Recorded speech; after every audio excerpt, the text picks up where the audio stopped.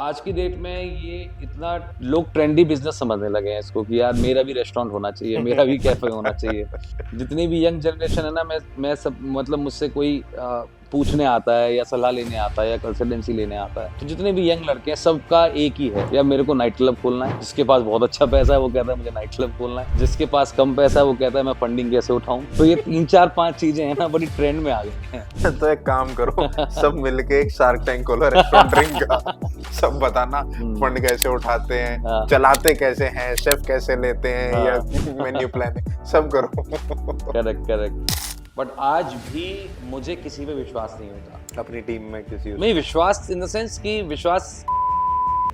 तो एक बड़ी अच्छी फैमिली आई और उन्होंने गोन करी वगैरह खाई, तो मैनेजर से कुछ डिबेट चल रही थी, तो मैं वहाँ गया। मैंने कहा जी ये गोन करी जो है आपको पसंद नहीं आई, कुछ पैसा कुछ बात है तो बताइए। तो कहता आप कौन जी? मैंने कहा जी मैं जनरल मैनेजर। तो कहते कि अच्छा आप रिस्पॉन्सिबिलिटी लेते हैं मतलब क्या? मैंने कहा जी बिल्कुल लेता हूँ, आप बताइए। तो उन्होंने मेरा हाथ पकड़ा और मुझे रेस्टोरेंट के बाहर लेके चले। मैंने कहा आप मुझे कहाँ ले जा रहे हो ये तो बताओ। तो कहते हैं आपको मैं अपने घर ले जा रहा हूँ। मैंने कहा घर क्यों ले जा रहे हो? कहता है आपको पता है गोन करी किसे कहते हैं? तो मैं आपको घर लेके जा रहा हूँ और आप मेरे घर पे गोन करी खाओगे और फिर आपको मैं दोबारा यहाँ छोड़ूंगा, तब आपको समझ में आएगा गोन करी क्या होती है। मैंने कहा सर आप अपने फीडबैक यहाँ भी दे सकते हो, बट इतनी बात के लिए आप मुझे अपने घर ले जाएंगे और लेके आएंगे तो वो थोड़ा सा, और वो इस बात के लिए बहुत सीरियस थे। ये नहीं कि वो मजाक में कह रहे थे, वो मुझे आधे तक लेके भी गए और मैंने उनका हाथ छुड़ा के पीछे वापस आया। और 99% रेस्टोरेंट अगर शुरू के 2 महीने नहीं चले ना तो फिर कभी नहीं चले। आज अगर किसी के मन में है फ्री फूड की इंटेंशन, तो क्या हो जाएगा? कितनी बार फ्री फूड ले लेगा? क्या वो दोबारा आएगा कल फ्री फूड लेने? 3 बार तो नहीं आ सकता, वो 4थी बार नहीं आ सकता, पकड़ा ही जाएगा ना। बट ठीक है, वो उसका कर्म है। मेरे पास अगर भगवान ने मेरे को अगर एक दिन में 5000 डिश बेच रहा है, 2000 डिश बेच रही है, 1100 डिश बेच रही है, उसमें से एक चीज अगर किसी की ऐसी थिंकिंग से चली जाएगी, कोई फर्क नहीं। So welcome to the podcast. Thank you Rishabh. पर आप मुझे ये बताओ कि आज हम किससे बात करेंगे? हम मनीष शर्मा से बात करेंगे, हम मैक शर्मा से बात करेंगे, हम रेस्टोरेटर से बात करेंगे, हम एक एंटरप्रेन्योर से बात करेंगे, या फिर हम एक कारीगर से बात करेंगे? आप मुझे कोई भी एक रोल बताओ ताकि हम एक कॉन्वर्सेशन स्टार्ट करें। मुझे तो ये पता ही नहीं था कि आप पहली बार में मुझसे इतना डिफिकल्ट बात पूछ लोगे कि इतने सारी चीजों के बाद फिर आप पूछो एंड में कि कारीगर से बात कर रहे हैं। बट बात बिल्कुल सही है यार, आपने ना बहुत अच्छी बात पूछी है कि क्योंकि ये सेम क्वेश्चन ना कई बार मेरे मन में भी आता है कि मुझे भी अब किस तरीके से अपनी पहचान बनानी चाहिए या बना रहा हूँ। बट समहाउ जब मुझे रिजल्ट निकल के एंड में आता है तो मुझे लगता है कि ये सब नाम पहले, सबसे पहले कारीगरी है। क्योंकि एक्चुअली समझ में अब आया है इस एज में जाके और इस समय पे आगे कि पहले भी हम कारीगरी थे, बट वो ढूंढ नहीं पा रहे थे कि वो कारीगरी क्या है। काम तो पहले भी करते थे, इंडस्ट्री में तो पहले से ही थे और पहले भी रेस्टोरेंट चलाते थे, बट और पहले भी कारीगर ही थे, कुछ ना कुछ कर ही रहे थे। तो कारीगर तो वैसे भी आपको पता ही है, सभी हैं, आप भी कारीगर ही हुए, मैं भी एक कारीगर हूँ, अपनी अपनी इंडस्ट्री में सब कारीगर ही हैं। तो कारीगर तो पहले से ही थे। तो नाम तो जो मिला है वो तो मिला ही है, वो तो जो माँ बाप ने नाम दिया है वो तो चलता ही आएगा। बट आज मुझे एक चीज समझ में आई है कि पहले कारीगर थे, फिर मनीष शर्मा बने, फिर मैक शर्मा बने, फिर एंटरप्रेन्योर। बड़ा अच्छा आंसर दिया आपने, मतलब काफी प्लीजिंग आंसर है। आपसे हर एक ने, जितने भी लोग हैं, जितने भी प्लेटफॉर्म्स है, सबने कारीगरी के बारे में बात करी। ऑफ कोर्स मैं भी करूंगा उस बारे में, बट मेरे को थोड़ा सा ये जानना है कि आपकी रेस्टोरेंटिंग की जो जर्नी है वो कारीगर से बहुत पहले शुरू हुई थी, और आप किस वे में रेस्टोरेंट में एंटर हुए, है ना? क्योंकि कुछ लोग ऐसे हैं जो प्रोफेशनली सीजन्ड हैं, वो भी रेस्टोरेंटिंग में एंटर नहीं होते होते हैं तो वो सक्सेसफुल नहीं हो पाते। क्या चीज है आपके एक्सपीरियंस में, आपने जब रेस्टोरेंटिंग को चूज करा या जब आपने अपना फर्स्ट आउटलेट भी करा था, तो वो लर्निंग कैसी थी? और अंदर से एक वो होता है ना, कॉन्फिडेंस और एक कन्विक्शन होता है कि हाँ हम ऐसा काम करेंगे जो हमें अच्छा लगता है और जिसमें आप डिलीवर कर पाए। जबकि ऑल इन ऑल अगर आप देखो तो यार restauranting is not easy. Real estate होता है, डिलीवरेबल्स होते हैं, लाइसेंसेस होते हैं, मैन पावर होती है, अकाउंटेबिलिटी होती है। तो हम अगर काफी पीछे भी जाएं, आप भी यंग हैं अभी भी, पहले भी, तो वो अंडरस्टैंडिंग कैसे आई कि आप एक रेस्टोरेंटिंग बिजनेस में एंटर हो जाओ? देखिए ऋषभ भाई, क्या है ना कि सबसे पहले ना लाइफ में कुछ भी एकदम से क्लियर नहीं होता। हम्म।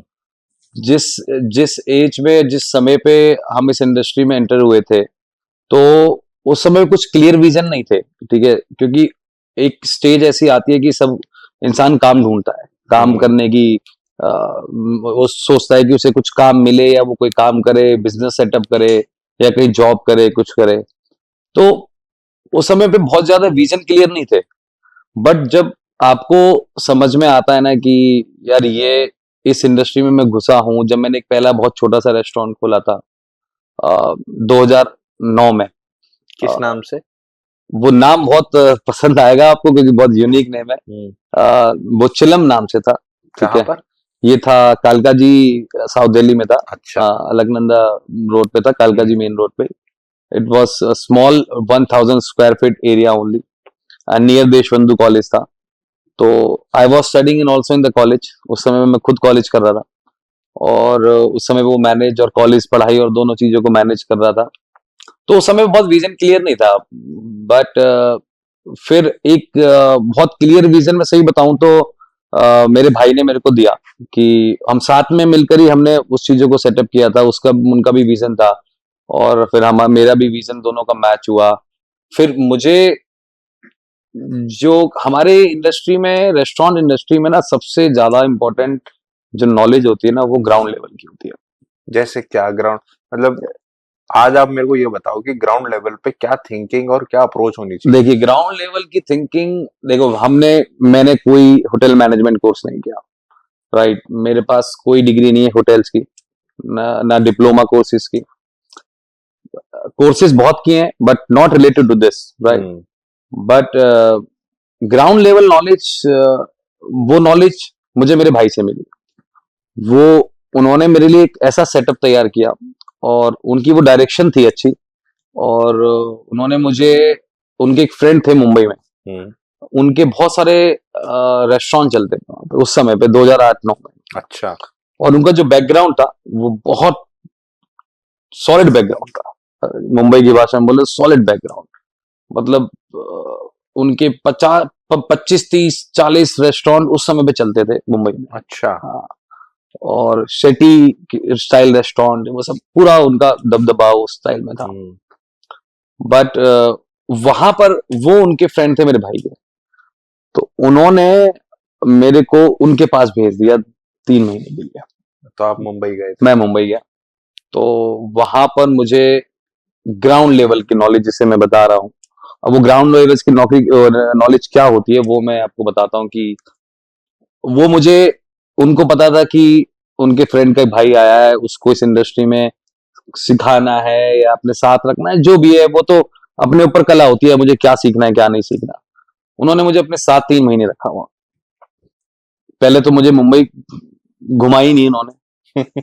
तो वो रात को हमेशा मेरे को 10 बजे गाड़ी में बिठाते थे और अपने अपने रेस्टोरेंट विजिट कराते थे। बस वो मुझे रेस्टोरेंट विजिट कराते थे।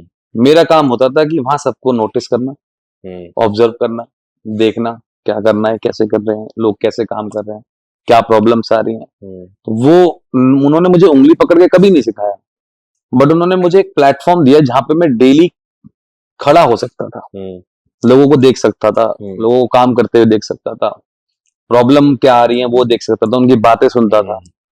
तो वहां से वो ग्राउंड नॉलेज धीरे धीरे मिलनी शुरू हुई।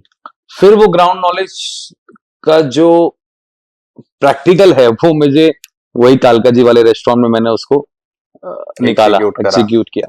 तो आपने मुंबई में नहीं खोला कोई रेस्टोरेंट? नहीं, मुंबई में इसलिए नहीं खोला क्योंकि बेस नहीं था, हम दिल्ली बेस के थे। तो और सुना है कभी भी बिजनेस हमेशा शुरू वहीं से करना चाहिए जहां आपका बेस हो, काफी हेल्प मिल जाती है, फैमिली पास में होती है, फ्रेंड्स पास में होते हैं, लोग तो पास में होते हैं। पेरेंट्स या फैमिली कन्विंस थे कि मतलब जैसे इन्वेस्ट करने के लिए या फिर इतना बड़ा?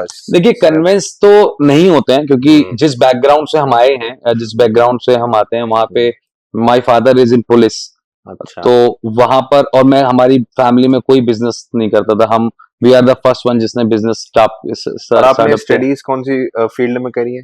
मेरा कंप्यूटर एप्लीकेशंस में है, BCA। अच्छा। हाँ, मेरा कंप्यूटर एप्लीकेशंस में है। मेरा इस इंडस्ट्री से कोई लेना देना नहीं था। और अब इस इंडस्ट्री से लेना भी और इसको देना भी है। करेक्ट, बट यस समहाउ एक जब कहते हैं ना कि 12th के बाद हमेशा ना एक सेगमेंट होता है कि मुझे किस स्ट्रीम में जाना है। Of course. तो मेरी शुरू से एक स्ट्रीम थी कि जहां मुझे जाना था कि मैं हॉस्पिटैलिटी लाइन में ही जाऊं। अच्छा।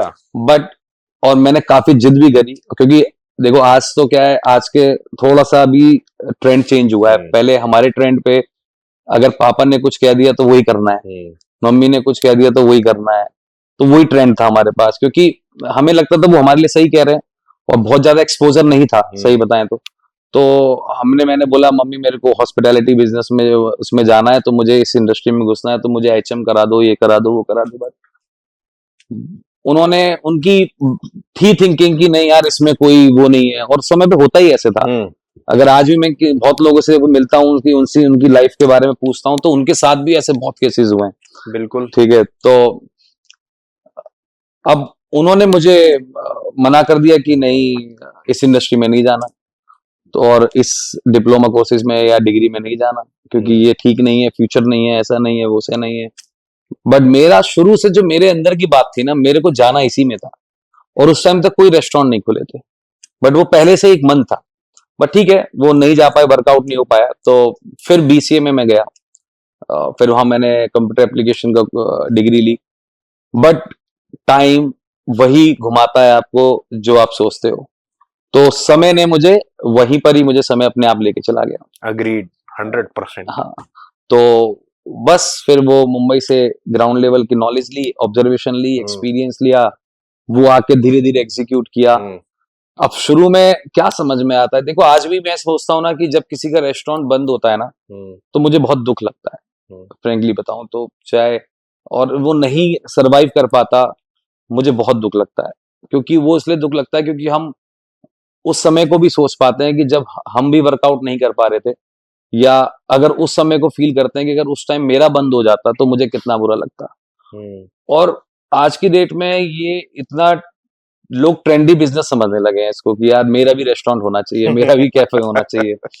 जितनी भी यंग जनरेशन है ना, मैं सब मतलब मुझसे कोई पूछने आता है या सलाह लेने आता है या कंसल्टेंसी लेने आता है, तो जितने भी यंग लड़के हैं सबका एक ही है, या मेरे को नाइट क्लब खोलना है। जिसके पास बहुत अच्छा पैसा है वो कहता है मुझे नाइट क्लब खोलना है, जिसके पास कम पैसा है वो कहता है मैं फंडिंग कैसे उठाऊं। तो ये 3 4 5 चीजें हैं ना, बड़ी ट्रेंड में आ गई हैं। तो एक काम करो, सब मिलके एक शार्क टैंक खोलो रेस्टोरेंट का। सब बताना फंड कैसे उठाते हैं, चलाते कैसे हैं, शेफ कैसे लेते हैं, या मेन्यू प्लान सब करो। Correct correct. नहीं, बड़ी अच्छी बात है। देखो मैं पता क्या होता है, आप एक ऐसा बिजनेस कर रहे हो जो ओवर द टाइम फ्लरिश ही होता गया। इसमें कभी कोविड में भी कोई एज सच डाउनफॉल नहीं आया। वो आया था तो वो हर एक के लिए था इन जनरल, लेकिन फिर उसने नए एवेन्यूज भी दिए। बिल्कुल दिए, क्योंकि जितने स्टैंड अलोन रेस्टोरेंट हिस्ट्री में नहीं खुले थे वो कोविड के दौरान और उसके बाद खुल गए। You would agree to that point? Correct, absolutely. F&B outlets जितने भी 5 स्टार होटल्स में थे उनमें फुटफॉल कम हो गया। करेक्ट। और वो शिफ्ट हुआ फिर स्टैंड अलोन पे, which are doing amazingly good. Correct है ना? करेक्ट।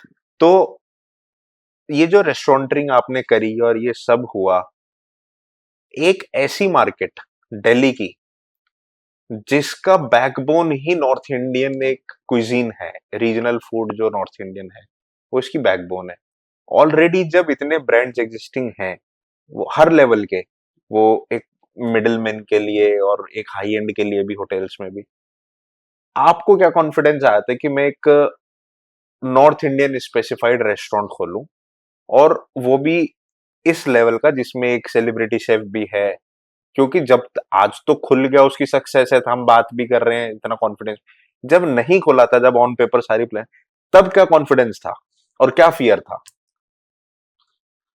ऋषभ भाई, जब ये बात है कोविड की, ठीक है, नॉर्थ इंडियन रेस्टोरेंट हम पहले भी चला रहे थे, ठीक है। अब वो किस कॉन्सेप्ट पे चला रहे थे वो एक कॉन्सेप्ट अलग था, ठीक है। बुफे कॉन्सेप्ट में हम चला रहे थे, ठीक है, नॉट प्लेस वाला। हाँ, मल्टीपल रेस्टोरेंट्स थे। उसी में हम मल्टी क्यूजन रेस्टोरेंट्स भी चला रहे थे, ठीक है। चल तो सब रहा था, राइट। बट एक पर्टिकुलर नॉर्थ इंडियन की अगर बात करी जाए ना, तो उस समय पे ये बात है 2021 की, जब कोविड, सेकेंड कोविड जब लगा था, और जब हम शुरू कर चुके थे एक प्लानिंग प्लॉटिंग की क्या करना चाहिए, अब क्या नहीं करना चाहिए। तो और सबको रिवाइव भी करना था। पर जहां पे हमारी स्ट्रेटेजी थोड़ी सी डिफरेंट इसलिए रही कि हम रिवाइव के साथ साथ हम न्यू इनोवेशन पे काम करते रहे। ठीक है। वो हमारी स्ट्रेटेजी हमको बहुत इफेक्ट अच्छी करी कि साथ साथ रिवाइव की जगह हम एक नए इनोवेशन पे बात कर रहे थे, काम कर रहे थे। ये थॉट किसके दिमाग में आया था कि ये थॉट, करेंगे? देखिए, थॉट हमेशा एक दूसरे के साथ बैठ के आता है। आज मैं और आप बैठे हैं तो थॉट पे ही बात कर रहे हैं और थॉट पे ही करेंगे। जब यहाँ से उठेंगे तो कुछ सीख के उठेंगे एक दूसरे से। तो थॉट मतलब होता है कि साथ में जिसके साथ उठे हो, मैं और मेरा भाई हमेशा। और आज भी मैं और मेरा भाई सिर्फ भाई नहीं है, वो हम शर्मा ब्रदर्स हो चुके हैं। तो 2008 से लेकर आज तक कुछ भी थॉट है, अगर 3 बजे भी रात को थॉट आता है तो वो इमीडिएटली टेक्स्ट कर देते हैं। मुझे रात को कुछ 4 बजे आता है तो मैं उनको टेक्स्ट कर देता हूँ। तो थॉट तो साथ में एक ब्रेनस्टॉर्मिंग भी हो जाती है। ब्रेनस्टॉर्मिंग इज वेरी इंपॉर्टेंट, और वो हमने शुरू से करी एक साथ बैठ के।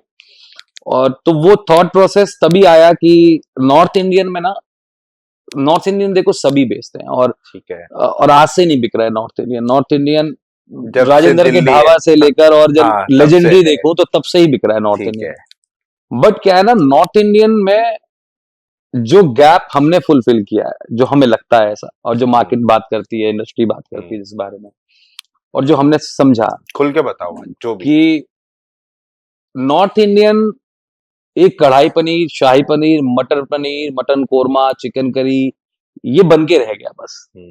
लोग बाग कहते थे कि यार चिकन करी खा रहे हैं, बहुत स्वादिष्ट है, टेस्टी है, बहुत रिच ग्रेवी है, मजा आ गया। यहाँ बात सीमित हो जाती थी। 100%। बट हमने उस ट्रेंड को थोड़ा चेंज किया। हमने ट्रेंड में ये चेंज लाया है कि जो तुम खा रहे हो, या जो आप अपने मेन्यू में से कुछ भी ऑर्डर कर रहे हो, आपको पूरी जानकारी होनी चाहिए कि आप क्या खा रहे हो। क्योंकि पहले लोग सिर्फ 1 मिनट में ऑर्डरिंग खत्म कर देते थे। आज की डेट में आप मेरे रेस्टोरेंट में जाओगे तो अगर आपके पास स्टीवर्ड ऑर्डर लेने आएगा तो कम से कम 10 मिनट लगाएगा आपके पास। और ऐसा नहीं कि आप बोर हो गए, आप उससे और कहानियां पूछोगे, क्योंकि every dish has a story. तो जो स्टोरी टेलिंग रेस्टोरेंट जो आजकल चल रहा है ना ट्रेंड मार्केट में, वो हमने क्रिएट किया। कि हमने in the sense chef Harpal, जो एक नया कारीगर हमने जब पकड़ा कि हमारे इस विजन को कौन ऐसा बंदा है जो इस विजनरी में 100% सेट होता है, ठीक है। उनका नाम है शेफ हरपाल। और वो वाकई में एक कारीगर है। मतलब कहते हैं ना कि एक कारीगर को कारीगर मिल गया, कहते हैं कि मुझे मेरा एक साथी मिल जाए तो फिर तो नैया पारी है। तो हम 2 तो भाई थे ही, हमें तीसरा भाई, बड़े भाई और मिल गए थे, जिनकी डायरेक्शंस बहुत अच्छी, जिनका तजुर्बा बहुत, आप जानते ही हैं उनको, तो बहुत मिले भी हैं आप, तो उनका तजुर्बा बहुत अलग था। तो जो हमारा विजन और जो हमारी स्टोरी लाइन थी, उन्होंने उनको एक ट्रैक दे दिया कि ये ट्रैक है इसका। ऑब्वियसली उनका मेन्यू, उस मेन्यू के ऊपर उनका हमारा एग्जीक्यूशन, दोनों चीजें बड़े पैरामीटर बड़े सेट हुए। तो जो नॉर्थ इंडियन की जो बात थी कि नॉर्थ इंडियन को एक स्टोरी टेलिंग रेस्टोरेंट में डालना, प्लस एक शेफ लिड रेस्टोरेंट को डालना, उन दोनों को जो हमने कॉम्बो बनाया, वो कस्टमर्स को बहुत पसंद आया। मुझे भी बहुत अच्छा लगा। हाँ। तो वो जो पसंद आया ना, तो वही एक मार्केट में 2021 के बाद एक ट्रेंड भी सेट कर दिया हमने। अब आज की डेट में आप अब देखेंगे तो मुझे ऐसा लगता है कि भले ही मेरे रेस्टोरेंट 11 हुए होंगे, बट लोगों को एक मार्केट करने का एक सेगमेंट बताया है कारीगरी ने, कि मार्केट करने का दूसरा नजरिया भी होता है, मेन्यू को बनाने का दूसरा नजरिया भी है। लोगों को सिर्फ खाना ही नहीं बेचना, लोगों को कहानियां बेचनी है। तो आज आप मार्केट को देखेंगे, ट्रेंड को देखेंगे, तो सब जगह कहानियां बिक रही हैं, सब शेफ बाहर आ चुके हैं। ठीक है, यही तो हम करते हैं। आप शेफ ना तो मैं लोगों को ले आता हूं, कहानियां दो मुझे अपनी, बिको मार्केट में। Correct correct correct correct. तो वो ट्रेंड चल चुका है। नहीं मतलब मैं गया था कारीगर, मेरा बड़ा शौक है जाने का। तो आई एम अ वेजिटेरियन, मैं भी गया कारीगरी। तो मैं आपको बताता हूँ अपना एक्सपीरियंस ऐसे। बिल्कुल। शुडा करा तो अब I am from the background so I know. तो आए, उन्होंने एक्सप्लेन करा, उन्होंने पहले पूछा सारा फर्स्ट टाइम है, उन्होंने अपनी रिकमेंडेशन दी, पूछा वेज है नॉन वेज सब बताया। तो जितना भी वो डिश था उन्होंने मेरे को स्पेशल, अच्छा नॉर्थ इंडियन में आप इंडियन फैमिलीज हैं कोई भी है, I can vouch for this कि कोई भी बेवरेज ऑर्डर नहीं करता है फर्स्ट कोर्स में। आप जाओ सीधा start very main true. Course में। उन्होंने मेरे को बेला चमेली बताया। अब जैसे ही वो, हमने पहले एक मंगाया, वो जैसे ही हम लोग 5 लोग थे, हम गए वो टेबल पे फिर 6 और आ गए, और वो इतना एरोमेटिक और वो इतना सूदिंग सा फ्लेवर, उसकी प्रेजेंटेशन, अच्छा सूंघे भी आदमी बाद में, टेस्ट भी बाद में कर, उसकी प्रेजेंटेशन। फिर मैंने देखा वो ब्रैकेट के अंदर जब आपने उसकी डिस्क्रिप्शन दी हुई है, करेक्ट फिर नॉर्थ इंडियन तक सीमित नहीं है, फिर आप इसको बनारस से भी कुछ लेके आ रहे हो, करेक्ट करेक्ट आप इसको कहीं कहीं किसी किसी स्टेट से किसी देश से भी लेके, करेक्ट। तो वो जो अमेलगमेशन है, प्लस इंडिया में उसका नाम, कारीगरी, फिर उसकी ब्रांड की अपीयरेंस, ये कैसे इंजीनियरिंग करी आपने कि उसका नाम कैसे हो और उसका जो अपीयरेंस है ब्लू कलर में और वो कारीगरी लिखा हुआ है, ऐसे ऐसे करके वो जाते हैं। सी क्या है ना, सबसे बड़ी ऋषभ भाई बताऊं, सबसे बड़ी बात तो मैं इसमें ना सबसे ज्यादा तवज्जो वक्त को देना चाहूंगा। अच्छा। जब आपका वक्त अच्छा होता है ना तो सारी चीजें स्ट्रीमलाइन हो जाती हैं। पहला तो ये। दूसरा, जब आपके अराउंड पॉजिटिविटी होती है ना, हम्म तो ऊपर वाला आपको इतनी आइडिएशन दे देता है हम्म कि सब जगह स्ट्रीमलाइन अपने आप होती चली जाती है। हम्म और हमारे केस में क्या है कि हम जो 3 कारीगर मिले ना, एक शेफरपाल और एक मेरे ब्रदर और एक मैं, हम तीनों की ना क्वालिटी अलग अलग शुरू से ही थी। हम्म इसलिए शुरू से एक यूनिकनेस ब्रांड में नजर आई। हम्म। और नॉट कारीगरी, कारीगरी से पहले भी जो हम ब्रांड कर रहे थे उन सब में यूनिकनेस थी। वो ब्रांड आज भी है। आज भी है, ठीक है, और वो चलते रहेंगे, और वो 10-10 साल पुराने भी हैं, 8-8 साल पुराने भी है, चल रहे हैं सब। बट ऑब्वियसली कारीगरी है तो लोगों को एक नए उससे पसंद आई है। और तो वो जो 3 लोगों की एक यूनिकनेस थी ना, वो इसने क्रिएट की। मेरा फोटे कंप्लीटली, मैं I am very good in operations, I am very good in product, I am very good in marketing. मुझे प्रोडक्ट लाइन बड़ी समझ में आती है, ठीक है, कौन सी चीज कैसी होनी चाहिए, कहाँ रखनी चाहिए, कलर्स कैसे होने चाहिए, तो वो मुझे समझ में आता है शुरू से। और ऑब्वियसली मैं बहुत एक्सप्लोर करता हूँ, ठीक है, इंडिया में बहुत एक्सप्लोर किया है मैंने, करता रहता हूँ, आज भी करता हूँ, देश विदेश भी करता रहता हूँ, तो वहां से चीजें सीखने को मिलती हैं।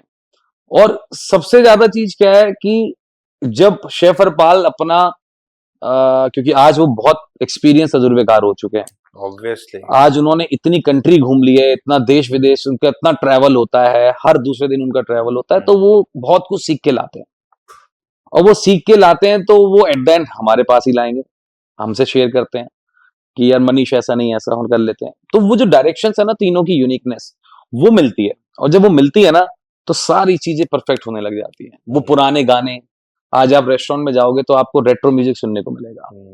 कोई भी 1970 से लेकर 1990 से ऊपर का उससे ऊपर कोई गाना हमारे यहाँ प्ले नहीं होता। द रीजन बिहाइंड, क्योंकि वो सब चीजें पहले लोग भूल गए थे, ठीक है। आज आपने ये देखा होगा कि कारवां, जो एक कारवां हाँ करके हाँ है, हाँ। एक बहुत छोटा सा म्यूजिक वो है, वो वापस क्यों आया है? आज आप कहीं हाईवे पे जाएंगे, स्टूडियोज पे जाएंगे, आपको देखने को मिलेगा पुराने गाने बज रहे होते हैं। क्यों? ये पहले क्यों नहीं था 2020 से पहले? ये सब पहले कहाँ चला गया था? हम लोग वेस्ट को बड़ा ज्यादा फॉलो कर रहे थे, एग्जैक्टली, यूरोपियन रेस्टोरेंट्स को करेक्ट ला रहे थे, करेक्ट थीम उनका था करेक्ट जिसमें मेन्यू पढ़ने में प्रॉब्लम थी, करेक्ट ऑर्डर करने में लोग शर्मा रहे थे, करेक्ट एक झिझक थी कि हम नाम ठीक से नहीं ले पाएंगे तो कोई अनपढ़ ना समझे, करेक्ट। हम क्या ऑर्डर कर रहे हैं और चीज क्या है यही नहीं पता था। एग्जैक्टली, मेन्यू इंजीनियरिंग अच्छी नहीं थी, हाँ, ठीक है, मेन्यू में फिर समझ उसका नहीं आता था, प्राइसिंग काफी हाई एंड होता हाई था। एंड होता था। यस यस अब यस, पैसे देने वाला तो दे देगा, लेकिन आपको यही नहीं पता कि आप उससे लेके चीज कर रहे हो, तो फिर मैं क्या खाऊंगा, मुझे तो पता ही नहीं ना, और एग्जैक्टली मैं कैसे आगे किसी को रिकमेंड करूंगा। एग्जैक्टली। तो वो माइंड में, अब जैसे फॉर एग्जांपल आप हिंदी में, आजकल लोग हिंदी से दूर भागते थे पहले, अब धीरे धीरे इसके ट्रेंड पे हिंदी में नाम आने लग गए, जैसे आपके नॉर्थ इंडियन स्ट्रीम्स में ही कितने बिल्कुल सारे नाम है जो बिल्कुल बिल्कुल इंडियन नेम्स हैं। बिल्कुल बिल्कुल बिल्कुल। ये मेरे को लगता है बड़ा ना फेमिलियर सा है। मैं एग्जैक्टली, आज किसी को भी बोलूं कि किसी इंग्लिश नेम रेस्टोरेंट है उसमें जाना है, तो एक बड़ा नॉर्मल सा बिहेवियर रहता है। किसी को बोलो कि भाई कारीगरी में जाना है या अनारदाना में जाना है या दरियागंज में जाना है या एक पंजाब, जितने नाम मैंने अभी तक लिए सब हिंदी में है। करेक्ट, कहीं ना कहीं आप उससे जुड़ जाते हैं। एग्जैक्टली। और I give a big shout out to all you people जिन्होंने इसको रिवाइव करा है। Correct, correct, absolutely correct. कहीं ना कहीं अगर आप नान तो एक ही मिलेगी ना, लेकिन उसमें अलग अलग वेरिएशन। आपके यहाँ एक वो ब्लैक कलर की एक नान है ना, Yes, वो yes. वेरिएशन है। करेक्ट, अब वो यूएसपी ऐसी है, मैंने काफी टाइम पहले आपके यहाँ खाना खाया था, पर अभी भी एक मेमोरी है करेक्ट, करेक्ट, है ना। तो ये चीज देने का जो काम है ना, ये आप लोगों ने जो किया है, ये एक मैसेज भी होता है कि कोई चीज ओवरनाइट नहीं होती, काफी पेशेंस का, जैसे आपने वक्त का भी बताया, करेक्ट। है ना। तो ऐसे स्ट्रीमलाइन होता है। अब आप मुझे ये बताओ कि जैसे आपने इतने साल रेस्टोरेंटिंग करी है, उसमें और कारीगरी में, जैसे अब शेफ हरपाल का भी एक बहुत अहम रोल है, फेस ऑफ द ब्रांड है वो। करेक्ट। एक शेफ ओरिएंटेड रेस्टोरेंट और एक ऐसा रेस्टोरेंट जिसमें शेफ नहीं है, दोनों में ऑपरेशंस में और किस चीज में क्या मतलब बिग फैक्टर होता है?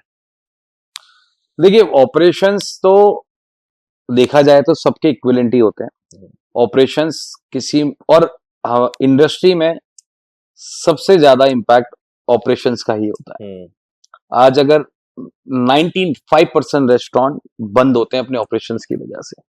कहाँ गलत जाते हैं वो जो बंद हो जाते हैं? बहुत सारे पैरामीटर्स होते हैं, जैसे कॉस्ट कंट्रोल नहीं कर पाना, प्रोडक्ट को नहीं समझ पाना, प्रोडक्ट मेन्यू इंजीनियरिंग नहीं अच्छे से कर पाना, रेट को अच्छे से नहीं मैनेज करना, टीम को मैनेज करके नहीं चल पाना, ठीक है, प्रॉब्लम्स जो आ रही हैं उस पर राइट डिसीजन नहीं ले पाना, ठीक है, लेट इट बी कर देना, गो आउट कर देना, वो सब लॉट ऑफ प्रॉब्लम्स जो कि धीरे धीरे धीरे वो तजुर्बे से आती हैं और साथ साथ एक स्टडी से भी आती है कि यार इस समय पे ये डिसीजन लेना चाहिए, ठीक है। कॉस्ट कंट्रोलिंग, मेरे को ऐसा लगता है कि जो cost control is a major factor. अच्छा, मतलब अगर आपकी कॉस्ट आपके कंट्रोल में नहीं है, क्योंकि ये बिजनेस ही ऐसा है, ये डेली कुआं खोदो और पानी पीने वाली बात है, क्योंकि इसमें ऐसा नहीं है कि आज कुछ नहीं करोगे तो कुछ नहीं होगा। मतलब आपको डेली एक नई स्ट्रैटेजी करनी पड़ेगी।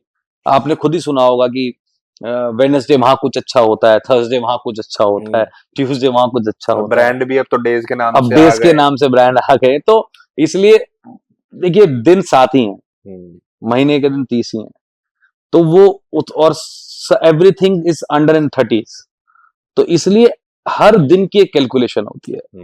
तो इसलिए स्ट्रैटेजिकली ऑपरेशंस बड़े इंपॉर्टेंट फैक्टर करते हैं इसमें।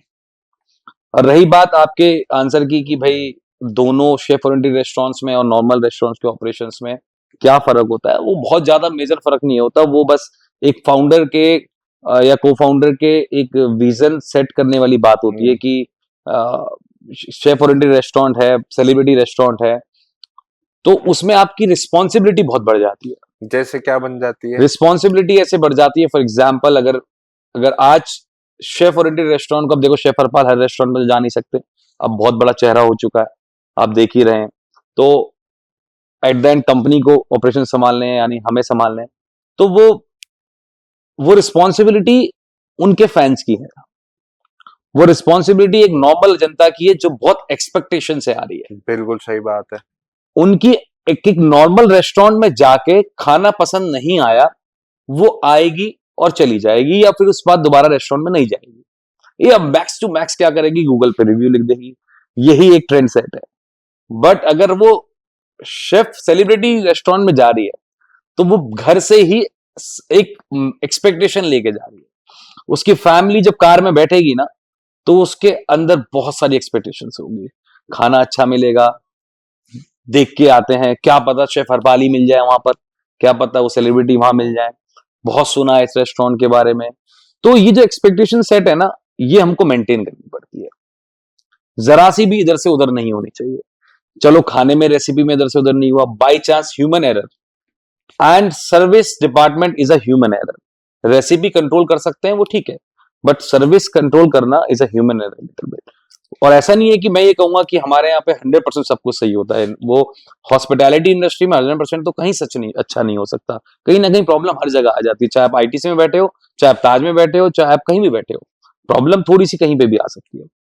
तो वो जो ऑपरेशंस के जो फैक्टर है ना, वो दो में डिफरेंस ही है ये, कि एक्सपेक्टेशंस बहुत ज्यादा हाई हो जाती है कस्टमर्स की, जहां पे हमको वो ऑपरेशंस का पार्ट जो हमारा और स्ट्रॉन्ग करना पड़ता है उसके लिए। एक कहानी मैं आपसे सुनना चाहूंगा कि जब आप दोनों भाइयों ने ये फैसला लिया कि भैया अब एक करते हैं, और शेफ हरपाल को आपने एनालाइज करा था, अपने ब्रांड के साथ जोड़ा था, उनसे पहली बार बातचीत कैसे हुई और उनको कन्विंस कैसे करा, और उनके क्या सवाल थे, वो एक जानना है। देखिए वो समय की बात जो थी ना, वो एक ऐसा समय था कि मैंने बताया ना जैसे कोविड की बात है।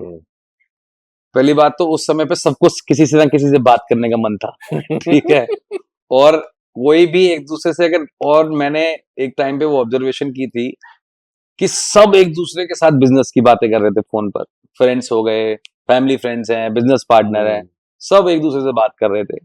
भाई तेरे पास क्या नया बिजनेस है, वो कहता था मेरे पास ये बिजनेस है। मतलब आप विश्वास नहीं करेंगे ऋषभ भाई कि उस समय पे मेरे कानों में कम से कम 100 से ऊपर आइडिएशन बिजनेस के आए थे। कोई कहता है ये कर लो, कोई कहता है वो कर लो, कोई कहता है ये कर लो, लो इन्वेस्टमेंट हाई आरओआई, पता नहीं कहाँ कहाँ की बातें होती थी। बट एट देन हमारा गोल क्लियर था, तो हमें हमारा गोल कहाँ है, क्योंकि उस समय पे 300 से 400 लोग हमारे नाम पे ही, हमारी कंपनी के ही अपने अपने गाँवों में बैठे हुए थे। सही बात। उनको वापस लाना हमारा गोल था, तो वो हम अपने गोल से नहीं हटे बिल्कुल भी। तो बस ये धीरे धीरे बात हुई, और वो जब हम उनसे मिले तो वो भी ना आज की डेट में देखोगे तो वो अब वो सेलिब्रिटी शेफ है, एनर्जी शेफ ऑफ इंडिया है। आज वो शेफ एंटरप्रेन्योर है, ठीक है। तो उनकी लाइफ में सब कुछ मिल चुका था उन्हें, उनकी लाइफ में सेलिब्रिटी टैग उनको मिल चुका, सारे शोज उन्होंने कर लिए, अपने नाम से एक इतना बड़ा लेजेंडरी शो नमक शमक आपने सबने सुना है, तो वो निकाला। बट एक शेफ एंटरप्रेन्योर वाली जो ब्रैकेट था ना, वो उनके पास मिसिंग था, वो जो उन्होंने मुझे शायद बताया था। तो हमने कहा ये आपके पास मिसिंग है और हमारे पास एक बहुत बड़ा कारीगर मिसिंग है, लेट्स जॉइन हैंड टुगेदर। और सच बात बताऊं तो बात ये थी कि जब उन्होंने पहली बार खाना बनाया सेक्टर 51 रेस्टोरेंट में, मैं वो दिन आज तक मैं मेरा भाई नहीं भूलते। खाना बहुत खाया है हमने भी, पूरे वर्ल्ड में, इंडिया में बहुत जगह खाना टेस्टिंग करी है, बट जो वो पहला दिन था ना, वो वाकई में पहला दिन था जब उन्होंने अपनी कारीगरी खाने में दिखाई थी। शुरू हो जाओ बस, वो ब्रेक मत लो वो इसमें। वो कारीगरी, मतलब एक पनीर को हमने 50 तरीके से पनीर खाया हुआ है यार, पनीर टिक्का, हरियाली, फलाना टिक्का, अलग अलग फ्लेवर्स में खाया हुआ, बट उन्होंने जो जिस अपनी कारीगरी से खाना खिलाया ना यार, वो आज तक का रिकॉर्ड है। वो टेस्ट, हालांकि वही रेसिपी चल रही है, बट एक होता है ना, आज रेसिपी चल रही है तो ह्यूमन से चल रही है, सब लोगों की ट्रेनिंग से चल रही है, बट एक शेफ ने खुद से उस दिन वो खाना बनाया, और वो सारा खाना बनाया, और मैं और मेरा भाई टेबल पे थे बस, और कोई था भी नहीं, हम तीनों थे बस। तो हमने कहा यार यही है राइट प्रोडक्ट जो जनता को चाहिए। क्या क्या बनाया था शेफ हरपाल ने? सारा खाना था ऑन टेबल, टोटल मेन्यू जो आज हम पब्लिक को खिला रहे हैं, जो बेस्ट सेलर बन चुका है, जो delivery online Zomato Swiggy delivery dining में जो आज बेस्ट सेलर है। मतलब मुझे तो केजीज में भी याद नहीं होगा कि आज की डेट में कितना केजी वो बन रहा है। तो वो जो लोगों के मुंह पे चढ़ा हुआ है कि अगर कारीगरी जाना है तो यही खाना है, या ये खाना है तो कारीगरी चलो, तो वो जो सेगमेंट है ना, वो पहले दिन की बात बता रहा हूँ कि वो क्यों उतना हिट हुआ। तो वो और मेरा भाई आज तक कभी भी उस टेस्ट को नहीं भूल पाते। तो वहां पे वो कारीगरी समझ में आई कि नहीं, वाकई में अगर कोई, आज मैं ये समझता हूं कि अभी तक का, अब आने वाले समय में कौन बंदा क्या आ रहा है वो मुझे नहीं पता, बट आज तक अगर मुझे ऐसा लगता है कि नॉर्थ इंडियन फूड में कोई मास्टर है ना, तो वो शेफ हरपाल है, अनडाउटेडली। ये बात मैं आज नहीं, वो पहले दिन जान गया था जिस दिन मैं आपको ये बात बता रहा हूँ। क्योंकि मुझे ना खुद खाने कहीं पसंद नहीं आते थे, मैं फ्रेंकली बताऊं, मैं खुद खाना को, भले ही में हम रेस्टोरेंट चलाते थे उस टाइम पे, बट मुझे वो एक गैप हमेशा मिलता रहता था मेरे मन में कि यार नहीं यार, मुझे ये फ्लेवर नहीं पसंद आया, या मुझे ये इंग्रेडिएंट पसंद नहीं आया, यहाँ पे कुछ और हो सकता था, यहाँ पे मैं बड़ा अनसेटिस्फाइड घूम रहा था, सही बताऊं तो, कि यार ये नहीं मिल पा रहा है, ये नहीं मिल पा रहा है, ये नहीं मिल पा रहा है। वो वो सेटिस्फेक्शन वो शेफ हरपाल ने दी। फिर हमें समझ में आया कि ये गैप है, ये टेस्ट का गैप है। इसलिए आप कभी भी जब कारीगरी का पूरा खाना खाओगे ना, तो आपको अभी तक लाइफ में जितनी भी ग्रेवियां टेस्ट करी होंगी, या वो ग्रेवी फूड खाया होगा, या स्नैक खाया होगा, आपको हर किसी में एक थोड़ा ट्विस्ट नजर आएगा। नहीं, 2-3 दिन तो चाहिए देखो उसके लिए। बिल्कुल चाहिए जी। आज भी हमारे जो गेस्ट है, मुझे सुनने में जो फीडबैक में आता है, जो सीआरएम टीम से मिलने को मिलता है कि मैनेजर से पूछने को मिलता है कि गेस्ट अब आते हैं सीरियल नंबर वाइज, कि आज सिर्फ चाट ट्राई करनी है। फिर वो सेकंड विजिट पे आएंगे कि आज मुझे वेजिटेरियन ट्राई करना है। आज की डेट में आप देखो ना तो गेस्ट जो हैं आपके वो एजुकेटेड हो चुके हैं, उन्हें समझ आने लग गया है कि एग्जैक्टली, एक नॉर्मल रेस्टोरेंट की वैल्यू क्या है करेक्ट, और एक इस तरीके के थीम बेस्ड रेस्टोरेंट की, और जिसमें एक एडिशनल फैक्टर है, उसके बाद मेन्यू है, उसके बाद सबसे बड़ी बात है आपकी रीच में है वो, करेक्ट, बिल्कुल आउट ऑफ द सिटी नहीं है। एग्जैक्टली, थोड़ा सा आपके थोड़ी सी ड्राइविंग बहुत अच्छी लगती है, बहुत ज्यादा ड्राइविंग में यू लूज दैट टेम्परामेंट, बिल्कुल, बिल्कुल, बिल्कुल, वो लोगों को समझ में आने लग गया। फिर आज मैं आज आऊंगा तो कल अपनी फैमिली को लेके आऊंगा, बिल्कुल, मुझे कोई गेट टुगेदर करना है मैं फिर कर, तो अच्छा खाना प्लस अच्छा एम्बियंस आज वो सेकेंडरी है, पहली चीज है स्टोरी टेलिंग। बिल्कुल, उससे पहले ब्रांड की वाइब। मेट्रो स्टेशन के नीचे से नोएडा में हम जा रहे हैं, देख रहे हैं क्या खुला है, तो एक इस बीच की जगह में कारीगरी, सेक्टर 51 मेट्रो स्टेशन के नीचे, एक दिमाग में आता बड़ा हाई एंड लग्जरी है। अंदर जाएंगे तो ऑब्वियस सी बात है ट्रीटमेंट अच्छा मिलेगा, ये अच्छा मिलेगा। मेन्यू देखते हैं तो लगता है पॉकेट फ्रेंडली भी है। तो सारी चीजें जो आपने बताया ना फैक्टर, वो स्ट्रीमलाइन एक के बाद एक के बाद एक होते जाते हैं। करेक्ट, अब एक सेगमेंट आता है मार्केटिंग का। कोई भी रेस्टोरेंट हो, मैं ये नहीं कह रहा स्पेशली हम कारीगरी की बात करें, कोई भी छोटे से छोटा कैफे हो, रेस्टोरेंट हो, नाइट क्लब हो, कुछ भी हो, आज की डेट में, और आपको इतने साल इस इंडस्ट्री में हो गए, मार्केटिंग का ट्रेंड कैसे चेंज हो गया। और आज की डेट में किसी को सक्सेसफुल ब्रांड अगर बनाना है तो बिना मार्केटिंग के तो वो बनता नहीं बिल्कुल, है। बिल्कुल। तो पहले और अब में क्या चेंज हुआ है, और आज की डेट में क्या इंपॉर्टेंट मार्केटिंग टैक्टिक अपनानी चाहिए। ये ना बहुत बढ़िया है क्योंकि मार्केटिंग ना हमेशा अपने ट्रेंड के हिसाब से चलती है। हम्म। और मैंने तो ऑर्कुट से लेकर और इंस्टाग्राम तक के ट्रेंड देख लिए हैं। हम ठीक अभी वही बात कर रहे है। थे। कि ऑर्कुट पे क्या करते थे, फिर फेसबुक पे क्या करते थे, और और आज अब इंस्टाग्राम इंस्टाग्राम पे पे क्या क्या कर कर रहे रहे हैं। अब मुझे पता नहीं क्यों अजीब सा डर लगता है कि जब इंस्टाग्राम चला जाएगा तो क्या आएगा, हैं। 10 साल बाद या 15 साल बाद। तो ठीक है, जब वो आएगा, जब उसके हिसाब से ट्रेंड चलेगा। और सबसे अच्छी बात है कि लोगों ने ट्रेंड ना अपनाया है, हम्म। ठीक है। और वो ट्रेंड अपनाना भी है क्योंकि आज सोशल मीडिया, सब लोग कहते हैं कि social media, social media, social media, अगर मार्केटिंग करनी है तो सोशल मीडिया करो, सोशल मीडिया करो। मैं ना ये समझता नहीं हूँ, फ्रेंकली बताऊं तो। मेरे को सोशल मीडिया ना एक वन ऑफ द पार्ट लगता है। हाँ, वन ऑफ द पार्ट। मुझे सोशल मीडिया पे बहुत ज्यादा मार्केटिंग करना या उसके भरोसे पे चीजों को चलाना, वो मुझे नहीं समझ में आती। वो इसलिए नहीं समझ में आती क्योंकि मार्केटिंग करने के ने बहुत सारे नजरिए हैं। एक, दिखाना किसको चाहते हो। क्या सोशल मीडिया से आप पब्लिक को अपने रेस्टोरेंट में बुलाना चाहते हो, वो एक अलग फैक्टर है। आप अपने रेस्टोरेंट को टॉप पे रखना चाहते हो ब्रांड सोशल मीडिया के थ्रू, कुछ कर रहे हो नया, वो एक अलग बात है। अगर आप सेल्स के लिए कर रहे हो तो मेरी सोच अलग है। फिर क्या सोच है आपकी। देखिए क्या होता है ना कि मेरा, जैसे मैंने आपको बताया कि जब ग्राउंड लेवल की नॉलेज जब ली जाती है ना, तो जब मैं ग्राउंड लेवल पे काम करता था तो मेरे हाथ में क्यूटी पैड होता था। तो सारे बच्चे आ जाते थे एक समय पे, जब देशबंधु कॉलेज छूटता था तो रेस्टोरेंट पूरा फुल हो जाता था। अब कभी फुल होता था, कभी नहीं होता था। तो उस समय पे क्या होता था कि मैं मैन पावर कॉस्ट क्यों बढ़ाऊं यार, और हम्म। पहली चीज है और सीखना भी है। तो मैं ही कैशियर होता था, मैं ही वेटर होता था, मैं ही कुक भी हो जाता था। तो मैंने पहले ऑर्डर लिया, फिर अंदर गया, मैगी बनाई, सैंडविच बनाया, उसको दे दिया, फिर मैंने उसकी बिलिंग कर दी। फिर थोड़ा सा बिजनेस बढ़ा तो 2 आदमी और हेल्पिंग के लिए रखे। तो वो जो ऑर्डर लेने से लेकर और सर्विस तक करने तक का जो टाइम होता है ना, वो चला 1.5-2 साल। तो वहां पर ना एक चीज समझ में आई कि सेल्स ना आप ही के पास छुपी हुई है।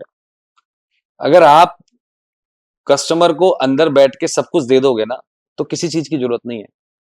आप अपना कस्टमर वैसे ही बना चुके हो। तो मैंने आपको एक बहुत प्रैक्टिकल बात बताता हूं और बहुत रियल फैक्ट है कि कारीगर जो आज कारीगरी चल रहा है और जो चलेगा भी, उसमें हम तीनों से ज्यादा ना सबसे बड़ा हाथ हमारे कारीगरों का है, जो हमारे साथ जुड़े हुए हैं, जो काम कर रहे हैं। उनको आप अपना कोई मतलब कंपनी का एक कल्चर होता है सबका अपना, कैसे वो उनके मॉडस ऑपरेंडी होती है, तो कोई भी अगर आप 2 या 3 कैरेक्टरिस्टिक्स जो आप अपनी न्यू जॉइनीज को या नए कारीगर्स को, जो आप वर्ड यूज करते हैं अपनी टीम के लिए, वो क्या स्पेशल 2 या 3 कैरेक्टरिस्टिक्स होती हैं जो आप ट्रेनिंग के टाइम पे या जॉइनिंग के टाइम पे उन्हें देते हैं? सबसे बेसिक कैरेक्टर है, हम्म। उसमें कुछ नहीं समझना। हम्म। देखो, बट हाँ, इसमें कई बार नुकसान भी हो जाते हैं, हम्म। बट ठीक है। जब ज्यादा कहते हैं ना कि एक जब कोई अच्छी चीज कर रहे होते हैं ना, तो सेक्रीफाइस भी बहुत कुछ करना पड़ता है अच्छी वो चीज को तो बनाने के लिए। तो अगर आज फॉर एग्जाम्पल अगर 10 लोग भी अगर हायर हो रहे हैं ना कंपनी में, तो 10 में से सबसे पहले बहुत इंपॉर्टेंट फैक्टर है कि वो बंदा नौकरी करना क्यों चाहता अच्छा, उसका माइंडसेट क्या है? है, बस। क्योंकि मेरे लिए या मेरी कंपनी में किसी भी बंदे के लिए उनका माइंडसेट जानना बहुत जरूरी है। हम्म। अगर उसका माइंडसेट सिर्फ यही है ना कि उसको पैसे कमाने हैं, अपना खर्चा चलाना है, तो फिर उसकी जगह मेरे पास नहीं, बहुत जगह है उसके लिए। बट अगर उसको ये समझना है कि वो मेरी तरह ही ग्राउंड लेवल से सीखे, जिसके पास कोई डिग्री की जरूरत नहीं है या किसी चीज की जरूरत नहीं है, क्योंकि मेरी हमेशा मेरी टीम में एक बहुत कॉमन ब्रीफिंग रहती है कि अगर मैं चाहता हूं कि तुम मेरी कंपनी छोड़ के जाओ, बट सीख के जाना। क्योंकि अगर सीख के जाओगे तो 100% 2 रुपए फालतू लोगे तो बन जाओगे। क्योंकि ये तो एक रिवॉल्विंग साइकिल है। तुम जाओगे, पीछे से कोई और आ रहा है, हम उसको सिखा लेंगे, पर तुम तो बन जाओगे इस बहाने। तो वो जो पैरामीटर सेट है ना, वो कारीगरों के जो जितने भी विजनरी बच्चे हैं, जिनको सेट एग्जाम्पल है कि यार मेरे को ना आगे बढ़ना है, मेरे को कुछ सीखना है, और मेरे को मेरे जो मालिक है, फाउंडर है, जिनका विजन है, उसकी पैरामीटर में सेट होना है, ताकि मैं भी कुछ कर लूं और उनका भी कुछ हो जाए। तो अच्छा। वो जो सेटिंग होती है ना एक विजन की, चाहे वो स्टीवर्ड लेवल से या मेरे लेवल पे हो। आज अगर स्टीवर्ड लेवल मैं रेस्टोरेंट में चला जाऊं, तो I will never talk to the manager, I always talk to the steward, कि चल क्या रहा है, तेरे को कोई प्रॉब्लम है, तू बता, तेरे को क्या परेशानी है, या फिर तू क्या देख रहा है, कस्टमर से क्या बात चल रही है तेरी, तुझे सेटिस्फेक्शन है या नहीं है, तुझे दिक्कत क्या है। तो वहां से जो मुझे नॉलेज मिलती है ना, वो मुझे कभी मैनेजर नहीं दे सकता। वो नॉलेज या वो मुझे फीडबैक कभी मुझे वहां से नहीं मिल सकता। तो वो जो फैक्टर है ना, वो जो कस्टमर को जब बैठा है, वो किस तरीके से मेरे ब्रांड को रिप्रेजेंट कर रहा है ना, वही मेरे लिए इंपॉर्टेंट क्योंकि है। ब्रांड तो आपको उन्हीं के हाथ में है। एग्जैक्टली। मैनेजर कितने लोगों से मिल लेगा, मतलब मैं बहुत क्लियर बात करता हूँ, मैनेजर कितने लोगों से मिल लेगा। दिन में अगर 500-600 लोग आ रहे हैं, कितने लोगों से मैनेजर मिल लेगा। मैक्सिमम अगर वो 40-50। मिल भी लेगा तो मुझे सेटिस्फेक्शन नहीं है कि वो मिल रहा है, पर मुझे पता है कि मेरा स्टीवर्ड हर किसी से मिल रहा है। तो वो विजन सेट होना चाहिए। अगर मार्केटिंग वहीं छुपी हुई है, अगर मेरा मेन्यू, अगर मेरी कहानियां आप तक सही टाइम से और सही तरीके से पहुंच जाए ना, वही मेरी मार्केटिंग। सोशल मीडिया तो एक अलग चीज है, वो तो उसको एक ठीक है, मार्केट में बैठे हैं तो ट्रेंड में करना पड़ेगा। और आप हमारी मार्केटिंग का जब तरीका देखेंगे ना, तो हमने बड़ा एक ट्रेंड सेट किया है कि हम उसमें भी एक स्टोरी लाइन में है। अगर आप कभी इंस्टाग्राम पेज हमारे आपने हमारा देखा हो, तो हर चीज के पीछे एक कहानी बनाते हैं, हर चीज के पीछे एक स्टोरी लाइन है, और अपने कारीगरों को लेकर ही है। कोई कहीं से बाहर से नहीं उठाना। आज तक हमने कोई एक बंदा बाहर से उठा के काम नहीं किया, कोई किसी को हायर नहीं किया। सब बच्चे वही हैं जो काम कर रहे हैं। उनकी आवाज ही नहीं खुली हुई थी, उनकी आवाज आज खुली है। उनको बोलने का मन है, उनको कैमरे से बात करने का मन आज हुआ है। वो अपने गांव में वो वीडियो भेजते हैं, वो फोटोज भेजते हैं, तो ऑटोमेटिकली एक पॉजिटिविटी पावर हो जाती है यार। जब आप ये सब करने लगते हो ना, तो उस एरिया में एक अपने आप एक पावर आ जाती है, एक पॉजिटिविटी आ जाती है, और उसमें फिर सारे काम अपने आप होते चले जाते हैं। तो जो मार्केटिंग का टूल है, वो आपके रेस्टोरेंट में अंदर ही छुपा हुआ है। Social media just an platform for me. हर एक का ना एक पॉइंट सेट है। सोशल मीडिया आपको अगर गेस्ट ला के दे देगा, वो छोड़ देगा। करेक्ट, अगर उसको भी आप उसका करेक्ट लेवरेज दो। करेक्ट, मैं आ गया आपके रेस्टोरेंट में, मुझे सर्व तो आपका कोई स्टोर करेगा। एग्जैक्टली, वहां से फिर एक नया चैप्टर शुरू होगा, माय एक्सपीरियंस। करेक्ट, वो फिर कितना आगे तक जाएगा वो देखेंगे। एग्जैक्टली। तो जब टेबल पे या बिजनेस मीटिंग्स होती हैं, जब शेफ हरपाल भी होते हैं, आप होते हो, योगेश भाई होते हैं, जब आप करते हो, तो कई बार ऐसा तो हम पॉसिबल ही नहीं है कि हर बार आप अग्रीमेंट ही अग्रीमेंट चल रहे हैं। कई बार जब कॉन्फ्लिक्ट होता है या आपका किसी पॉइंट पे डिसएग्रीमेंट है या शेफ का है, तो वो कैसे डील करते हो? क्योंकि शेफ को भी आपको अगर कन्विंस करना है, या कोई शेफ का पॉइंट है या किसी और का पॉइंट है, अगर आपको वो नहीं समझ में आता है, तो आप कैसे डील करते हो वो चीज? ऐसे ये क्यों? बात बतानी सही लगेगी क्या? यार यही तो जानना है। देखो क्या होता है, वैसे तो ऐसी चीजें होती नहीं है, बहुत कम होती है, बट हाँ होती हैं। हम्म, अगर उनकी बात मेरे को कुछ नहीं वो हो रही है, तो क्या होता है ना कि जब काम कर रहे होते हैं ना, तो एक दूसरे के चेहरे से पता चल जाता है कि इसको ये बात पसंद आई कि नहीं आई। तो या आप किस लेवल के लोग, मतलब आपकी पर्सनली बात करूं मैं, आप मान जाते हो या मनवाते हो? नहीं, फॉर एग्जाम्पल अगर आज आप मुझसे कुछ कह रहे हो और मुझे आपकी बात नहीं समझ में आ रही है या मुझे समय चाहिए, तो कुछ नहीं है, मैं थोड़ी देर चुप हो जाता हूँ, तो उस बारे में बात नहीं करता। तो सामने वाला समझ जाता है कि शायद ये वाला टॉपिक जो है वो this is not right time to discuss, I think he want time. Hmm, तो वो कहीं ना कहीं इशारों में बहुत चीजें हो जाती हैं कि हाँ यार ये नहीं है, बट ऐसा होता नहीं है यूजुअली, क्योंकि क्योंकि ना हम शेफ अरबाल और हमारा ये सबका ये मानना है कि, और ये मेरा भी बहुत एक्सपीरियंस रहा है इस बात में, क्योंकि मैं बहुत I am a very fast executor, कि अगर आज अगर कुछ प्लान दिमाग में आ गया, तो मैं ये नहीं सोचूंगा कि मैं इसे अगले साल करूंगा या प्लान ऑफ एक्शन में डाल दूंगा। मेरी टीम मेरे पास जो मेरे साथ है ना, जो मेरे ऑफिस में है या मेरे से साथ रहती है, वो उनके ब्लड में आ चुकी है एग्जीक्यूशंस, कि अगर आज ये आ गया है तो ये फिर 3 दिन का भी समय दोगे तो 3 दिन में हो जाएगा। वो एग्जीक्यूशन लेवल हाई है हमारा बहुत। और आज बहुत बड़ी सीनियर टीम हमने नहीं रखी हुई है, नीचे की टीम बहुत बड़ी है, बट सीनियर टीम बहुत ज्यादा बड़ी नहीं है हमारे पास, क्योंकि जितनी बड़ी सीनियर टीम रखूंगा ना, उतना मेरा ब्रांड से प्यार कम होता चला जाएगा, ये मेरा मानना है। तो इसलिए वो बहुत बैलेंस रख के चला हुआ है मैंने। और रही बात की एग्जीक्यूशन की, कि जब शेफ अरपाल और मेरा हमेशा ये मानना है, और ये बड़े एंटरप्रेन्योर से भी सीखते हैं हम, उनसे उनकी जब बुक्स पढ़ते हैं या उनके पॉडकास्ट पढ़ते हैं, कि there is a lot of ideas comes daily in a mind. Daily मतलब आप भी, आपके मन में, मेरे मन में कम से कम हजारों आइडियाज डेली आते हैं, डेली। ये हो जाए, कर देंगे, वो कर देंगे, ये कर देंगे, ये बना देंगे। बट जब आप उन्हें एग्जीक्यूशन लेवल पे लेके आते हो ना, तो कुछ भी पूरे नहीं हो पाते। तो सैचुरेट होकर माइनस में चले जाते हैं। करेक्ट। और वो डस्टबिन में चले जाते हैं। वो तो है ही। वो तो कहते हैं ना कि largest of ideas lie in the correct, graveyard. Correct. तो इसलिए एग्जीक्यूशन जिसका अच्छा है, तब आइडिया अपने आप आ जाएंगे। अच्छा मनीष भाई, मेरे को एक बात बताओ आप, आज तो सिर्फ कारीगरी के 11 आउटलेट है, इससे इसके बावजूद भी आपके काफी ब्रांड्स और हैं, करेक्ट, नाइट क्लब्स हैं या करेक्ट। फिर कैफे। आज आपको किसी चीज का डर लगता है मन में? इतना बड़ा बिजनेस एम्पायर हो गया है, उसके साथ एक नाम भी हो गया है, एक नेशनल टीवी शो पे आपकी प्रेजेंस भी है, करेक्ट। जो कि फर्स्ट ऑफ इट्स काइंड है, मैंने आज किसी रेस्टोरेंटर को कभी नहीं देखा। इतना सब कुछ जब होने लगता है, आई एम श्योर कि कभी आपने पहले 5 साल पहले तो एक्सपेक्ट नहीं करा होगा, या जो आगे की सक्सेस है वो अभी आप इमेजिन नहीं कर सकते हो।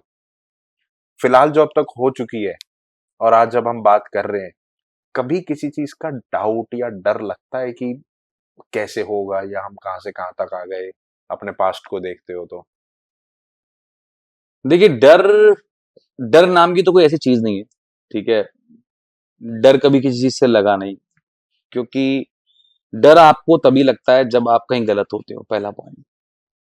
जब आपने इतने लोगों की जिम्मेदारियां, उनके परिवार की जिम्मेदारियां उठा ली है ना ऑलरेडी, तो वो डर नहीं, उल्टा और बूस्टअप करती है, ठीक है। डर मुझे थोड़ा बहुत जो कहीं अगर है, तो वो यही है कि जितने लोग मेरे साथ जुड़े हैं, क्योंकि देखो वर्स्ट टू वर्स्ट क्या होगा, वर्स्ट टू वर्स्ट कुछ नहीं होगा, वर्स्ट टू वर्स्ट आप भूखे तब भी नहीं रहोगे इस इंडिया में, अब वर्ल्ड में भूखे नहीं रह सकते आप। वर्स्ट टू वर्स्ट यही होगा कि जो जो बच्चे आपके साथ काम कर रहे हैं, जिनका परिवार आपके साथ जुड़ा हुआ है, वो लोग वो मेरे से थोड़े से अलग हो जाएंगे। वो हल्का सा डर है, पर वो डर नहीं है, मेरे लिए वो मोटिवेशन है कि वो मेरे साथ है ना, तो वो बन रहा है। आज दोस्त मैंने कभी लाइफ में ये नहीं सोचा। आज मेरी कंपनी की वैल्यूएशन बहुत अच्छे लेवल पे हो चुकी है, इन 11 रेस्टोरेंट ओनली। बहुत जल्दी आप बहुत बड़ी खुशखबरी सुनने वाले होंगे। और तो मुझे वो कभी, मैंने और मेरे भाई ने कभी वैल्यूएशन की बातें नहीं करी कि मेरे को 200 करोड़, 500 करोड़, 1000 करोड़ की कंपनी बनानी है, 2000 करोड़ की कंपनी बनानी है। ऑब्वियसली वो बनानी है, बट उसका फॉर्मेट और उसका डायरेक्शंस वो नहीं है। उसका डायरेक्शंस मेरे हमेशा मन में रहता है। आज भी अगर आप मेरे विजन बोर्ड को मैं आपको देखता हूं ना, तो उसमें सिंपल ये लिखा होता है 2000 फैमिलीज, 3000 फैमिली, 4000 फैमिली। मुझे वो रखना है अपने साथ, हम्म क्योंकि अगर वो मेरे साथ आ जाएंगे, रहेंगे ना, तो वो ऑटोमेटिकली 2000 करोड़, 5000 करोड़ क्या है, वो तो उनके साथ मिलने से ही बन जाने हैं। उसमें कोई लिख के या सोच के मुझे 5000 करोड़ बनाने हैं, मेरी जो सोच है वो, मेरी मेरी थिंकिंग ऐसी है और मैं बनाता ही ऐसे हूँ। जब 100 लोग थे तो सोचता था 200 लोग हो जाएं, क्योंकि 200 100 तभी आएंगे ना जब आप कुछ कर रहे होगे, ऐसे तो नहीं आ जाएंगे। तो 200 से 300 हो जाए भगवान, 300 तो 400 हो जाए, 400 तो आज 500, आज 600 लोग हैं, तो जब थोड़े दिन में 1000 लोग होने वाले हैं 3 महीनों में, तो वो 1000, 2000, 3000 इतना बड़ा सिलसिला जुड़ता रहेगा, इकोसिस्टम बड़ा होता चलाएगा, तो ऑटोमेटिकली चीजें बढ़ी, डर फिर कुछ नहीं रहता। और जब आज आपके साथ, मैं आपके साथ खड़ा हूं, आज आप मेरे साथ खड़े हो और हमारे पीछे 1000 लोग खड़े हैं, तो फिर डर किस बात का? गलत आप कुछ कर नहीं रहे हो। तो इसलिए मैं जब तक कुछ गलत नहीं करूंगा, मेरे को कभी कुछ डर नहीं लगेगा। जब तक मैं बहुत स्ट्रेट हूं, क्लियर हूं, तब तक मुझे कोई डर नहीं है। अपने जॉनर में जितने भी कॉम्पिटिटिव ब्रांड्स हैं, उसमें आप अपने आप को क्या रेटिंग देते हो?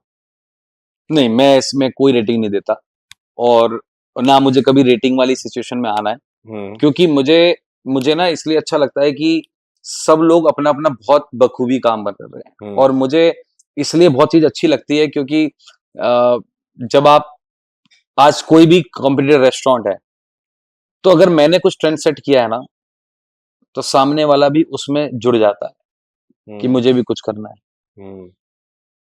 वो कॉपी नहीं करता, वो इनोवेट वो करता है। इनोवेट करता है। तो वो जो कॉपी करते हैं ना, उनको मैं अपनी डिक्शनरी से साइड कर देता हूँ, और जो इनोवेट पे लग जाते हैं ना, वो मेरे माइंड में आ जाते हैं कि यार हाँ, अब बन रही है मार्केट, अब मजा और आएगा। क्योंकि मजा इसलिए तभी आता है जब इनोवेशन होती है। अगर आज सामने वाले ने कुछ अच्छी इनोवेशन करी है, तो मेरा रिस्पॉन्सिबिलिटी बनती है कि मैं भी एक अच्छे इनोवेशन पे आऊं, तो फिर मार्केट बनती है, फिर मजा आता है। यही एक फैक्टर है आज के फाउंडर्स का, या फिर आज की जो ग्रिट है ना आप लोगों की, कि इसीलिए कंज्यूमर बेनिफिट जो है, करेक्ट, वो इतना हाई लेवल पे पहुंच चुका है कि आज सेम जॉनर ऑफ फूड के लिए मैं अगर सिर्फ, वैसे और भी है, सिर्फ कनॉट प्लेस में खड़ा हो जाऊं ना, तो उसी प्राइस पॉइंट के अंदर मेरे पास कम से कम 5 ऐसे ऑप्शंस हैं जहां पे मुझे हाइजीनिक फूड मिलेगा, करेक्ट, क्वालिटी मिलेगी, वैरायटी मिलेगी, एंड सेटिस्फेक्शन भी मिलेगा। ये जो चीज हुई है ना, दिस इज वेरी नाइस। और ये जो माइंडसेट है ना, ये आपके प्रोडक्ट में कहीं ना कहीं रिफ्लेक्ट भी करता है। करेक्ट। कभी आपने ट्राई किया है कि वेगली अपने रेस्टोरेंट में ही अपने कस्टमर्स के साथ प्रॉम्प्टली बात करने का, या उनके फीडबैक जानने का? बहुत बहुत, this is my one of the favourite thing and hobby. अच्छा। नॉट फ्रॉम दिस, मतलब मैं 10 साल से यही करता आ रहा हूँ, क्योंकि मेरा फेवरेट हॉबी भी मान लो और टॉपिक भी यही है मेरा। क्योंकि ग्राउंड, मैंने कहा ना, वो ग्राउंड लेवल आदत वही है पुरानी ग्राउंड लेवल की, बट इस बार थोड़ा नजरिया चेंज हुआ है। अच्छा। वो तरीका लोगों से बात करने का चेंज हो गया ऑब्वियसली, बट आज भी मुझे किसी पे विश्वास नहीं होता। अपनी टीम में किसी नहीं, विश्वास इन द सेंस कि विश्वास की मुझे सेटिस्फेक्शन नहीं मिलता जब तक मैं 5 आदमियों के पास जाके ये ना पूछ लूं कि भाई आपको खाना में कैसा लग रहा है, क्या फीडबैक है, क्या अच्छी चीज है, क्या मैं इम्प्रूव कर सकता हूँ, क्या नहीं।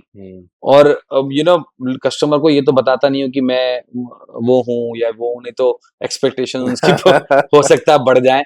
मैं हमेशा ये कहता हूँ कि मैं शेफ रबाल की टीम से मुंबई से आया हूँ और आपसे पूछने आया हूँ लॉट ऑफ थिंग्स, तो नोट कर लो, बढ़िया स्क्रिप्ट है ये। तो वो बतानी पड़ती है, नहीं तो फिर क्या है, वो कॉन्वर्सेशन कहीं और ना चली जाए। There are lot of things कि वहां पर कॉन्वर्सेशन वो उसी सेट पर रहे और रियल फीडबैक मिले। फोन नंबर भी दे तो शेफ रबाल की टीम का आदमी, फिर लोग फीड करेंगे। और बिल्कुल होता है, और जाकर बाहर बताते वो शेफ रबाल की टीम का आदमी है ना, उसको मैं जानता हूं। करेक्ट करेक्ट करेक्ट, ऐसा होता है। और कई बार तो क्या है कि मेरे थोड़े हेयर स्टाइल से, इससे तो जब मैं पहले फीडबैक, नए नए रेस्टोरेंट, तो फीडबैक में यही आता था कि अरे आप उनके पुत्र हैं क्या, सुपुत्र हैं, मैं कहा जी हाँ आप सुपुत्री समझे मुझे ठीक है। तो क्योंकि एक वो वाइब क्रिएट हो जाती है जब नए रेस्टोरेंट्स कोई बन रहे। अजीब सा फीडबैक आया किसी गेस्ट का जिसने कुछ चेंज करने के लिए कहा हो कि यार ये ठीक नहीं है, इसे चेंज कर दो, या ये क्यों है, मतलब बड़ा नहीं ये बिल्कुल ही अजीब अटपटा सा फीडबैक। हाँ फीडबैक आए हैं। मैं बैंगलोर में था जब बैंगलोर की रेस्टोरेंट की ओपनिंग हो रही थी, तो वहां पर वो थी एक हमारी डिश है गोन करी। तो नया नया रेस्टोरेंट था, बहुत चौथा पांचवा दिन था और पूरी टीम वहीं थी, हम सब वहीं थे, शेफ अरबाल भी वहीं थे। तो समाओ उस टाइम पे वो शेफ अरबाल रेस्टोरेंट में नहीं थे। तो एक बड़ी अच्छी फैमिली आई और उन्होंने गोन करी वगैरह खाई। तो मैनेजर से कुछ डिबेट चल रही थी, तो मैं वहां गया। मैंने कहा जी ये गोन करी जो है आपको पसंद नहीं आई, कुछ पैसा कुछ बात है तो बताइए। तो कहता आप कौन जी? मैंने कहा जी मैं जनरल मैनेजर। तो कहते कि अच्छा आप रिस्पॉन्सिबिलिटी लेते हैं मतलब यहाँ? मैंने कहा जी बिल्कुल लेता हूँ, आप बताइए। तो उन्होंने मेरा हाथ पकड़ा और मुझे रेस्टोरेंट के बाहर ले चले। मैंने कहा आप मुझे कहाँ ले जा रहे हो ये तो बताओ। तो कहते हैं आपको मैं अपने घर ले जा रहा हूँ। मैंने कहा घर क्यों ले जा रहे हो? कहता है आपको पता है गोन करी किसे कहते हैं? तो मैं आपको घर लेके जा रहा हूँ और आप मेरे घर पे गोन करी खाओगे और फिर आपको मैं दोबारा यहाँ छोड़ूंगा, तब आपको समझ में आएगा गोन करी क्या होती है। मैंने कहा सर आप अपने फीडबैक यहाँ भी दे सकते हो, बट इतनी बात के लिए आप मुझे अपने घर ले जाएंगे और लेके आएंगे तो वो थोड़ा सा, और वो इस बात के लिए बहुत सीरियस थे। ये नहीं कि वो मजाक में कह रहे थे, वो मुझे आधे तक लेके भी गए और मैंने उनका हाथ छुड़ा के पीछे वापस आया। तो वो कभी ना कहीं वो अजीब वो टेम्पर ना लोगों का अलग ही लेवल पे चला जाता है कि यार ये मतलब अजीब अजीब बहुत सी तो बातें ऐसी फिर होती है। उनको टैकल कैसे करा गोवन कुछ करी? नहीं करा जी, हाथ जोड़े अच्छा। तो हमारी इंडस्ट्री में सबसे चीज है कि हाथ जोड़ने पड़ते और हैं। बिल कितनी बार माफ करना पड़ता है अगर कुछ ऐसा बिल हो ऐसा जाता कुछ है? नहीं है यार, बिल एक ऐसी चीज है, ठीक है मतलब बिल हमारे लिए बहुत बड़ी बात नहीं होती कि कस्टमर को कुछ पसंद नहीं आया ना तो रिमूव दिट इमीडिएट। नहीं वो तो बात ठीक है, लेकिन वैल्यू ऑफ काफी मनी इज इंपॉर्टेंट। हम काफी शेफ से बात करते हैं या रेस्टोरेंटर से बात करते हैं, एक जेन्युइन चीज होती है वो करनी भी चाहिए, not a problem at correct. All, उसको हम भी एंकरेज करते हैं, अपने चैनल से भी करते हैं, हम कहीं जाते हैं तब भी करते हैं।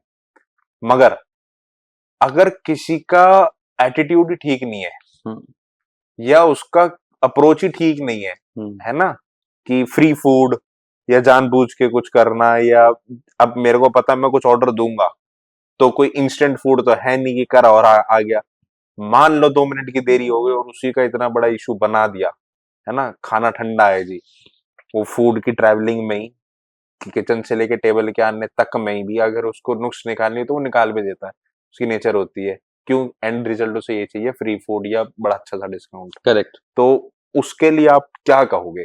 देखिए मैं इन सब बातों पे ना बहुत ज्यादा ध्यान नहीं देता, फ्रेंकली बताऊं बहुत, और ये बात ना कॉमन है हम्म। जो आप बोल रहे हो, ये हर रेस्टोरेंट्स में होती है। हम्म। रेस्टोरेंट मालिकों को भी पता है, मैनेजर को भी पता है, सबको सब पता है ये हम्म। बात। बट मैं इस बात पे ज्यादा फोकस नहीं देता हम्म। और सुनता हूँ, बिल्कुल समझता हूँ, हम्म। बट बहुत ज्यादा इस पे एग्रेसिवली कोई डिसीजन नहीं लेता। अच्छा।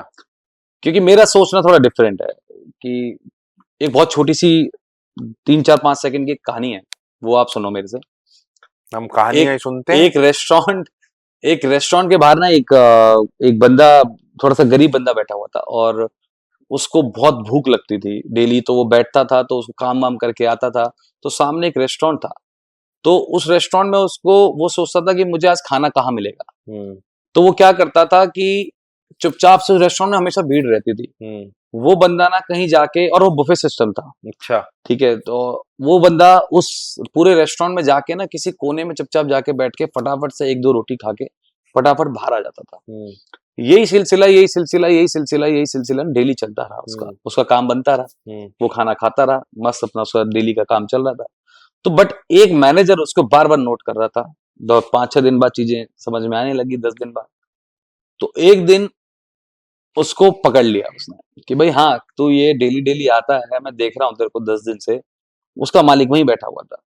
तो उसके मालिक के पास वो गया, तो उन्होंने कहा साहब देखो ये 5 10 दिन हो गए, डेली मौका ढूंढता है और अंदर आता है और खाना खा के निकल जाता है, आज ये पकड़ में आ गया। तो उसके मालिक ने एक जवाब दिया मैनेजर को, कहता है तो क्या हो गया आ गया तो?